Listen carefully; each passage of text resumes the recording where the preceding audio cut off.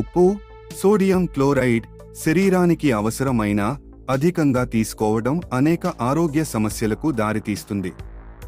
ప్రపంచ ఆరోగ్య సంస్థ WHO ప్రకారం రోజుకి 5 గ్రాముల 1 టీ స్పూన్ కన్నా ఎక్కువ ఉప్పు తీసుకోవడం మంచిది కాదు. అధిక ఉప్పు తీసుకోవడం వల్ల కలిగే నష్టాలు: 1. రక్తపోటు, హైపర్టెన్షన్. ఎక్కువ ఉప్పు రక్తపోటును పెంచి గుండె సంబంధిత వ్యాధులకు కారణమవుతుంది. 2. గుండె జబ్బులు. అధిక రక్తపోటు హృదయ ఆరోగ్యాన్ని దెబ్బతీస్తుంది. 3. కిడ్నీ సమస్యలు.